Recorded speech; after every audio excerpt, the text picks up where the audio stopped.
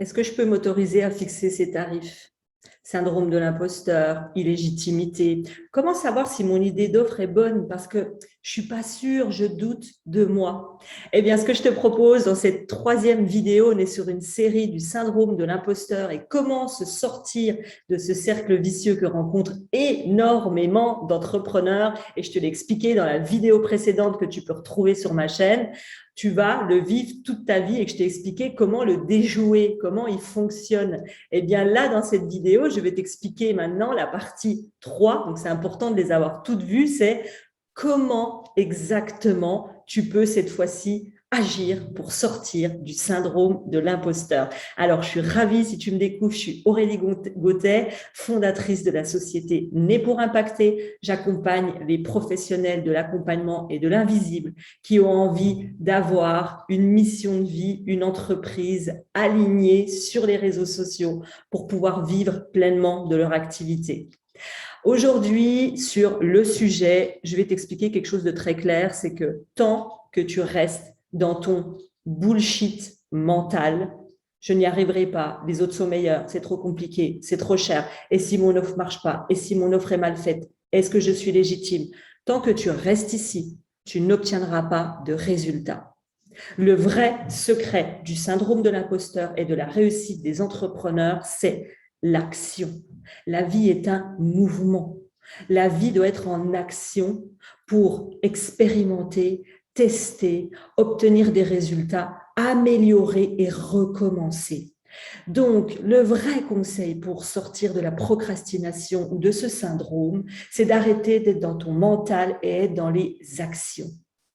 Je l'ai dit dans les précédentes vidéos, oublie la comparaison, oublie toutes ces croyances sur tes diplômes. Là, on va agir dans le concret. Moi, ce que je te propose pour savoir concrètement si ton prix est bon, ton idée de projet, ton idée d'accompagnement fonctionne en dehors de ton syndrome de l'imposteur, c'est d'agir. Agir comment? Point numéro 1. Tu vas trouver 2, 3 bêta-testeurs. Ce sont des personnes qui vont tester ton nouvel accompagnement ou ton nouveau programme. Une fois que tu as testé, expérimenté dans la matière avec eux, tu vas pouvoir te dire, est-ce que ça fonctionne? Est-ce que ça ne fonctionne pas? Qu'est-ce qu'ils ont apprécié? Qu'est-ce qui est à améliorer? Et ensuite, tu auras une véritable réponse. OK, le point de mon accompagnement 1, 2, 3 a très bien fonctionné. Par contre, mes bêta-testeurs n'ont pas compris le point 4. Ça a été source de complications. Comment est-ce que je peux simplifier ça? Et là, tu peux agir, améliorer ce que tu as mis en place. La seule chose qui t'apporte des réponses dans la vie d'entrepreneur, c'est l'action. Parfois, on me dit, mais Aurélie, je doute de mon offre parce que je ne suis pas certaine d'accompagner mes clients sur 10 séances ou sur 20 séances. Moi, ce que je te propose simplement, encore une fois, c'est d'être dans l'action et de tester. Si tu connais parfaitement ton client idéal sur le bout des doigts, que tu sais à qui tu t'adresses, même s'il s'agit de l'humain, parce que tous les jours, j'ai quand même accompagné plus de 900 entrepreneurs, thérapeutes, coachs, et ça fonctionne.